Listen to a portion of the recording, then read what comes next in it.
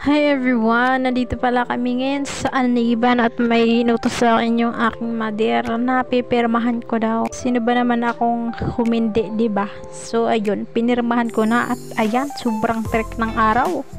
Talaga naman. Nagpahinga kami saglit yan at hindi namin kaya yung in. Pero malapit na naman to sa palabasan guys, kaya hindi na kami sumakay ng sidecar at naglakad na lang kami.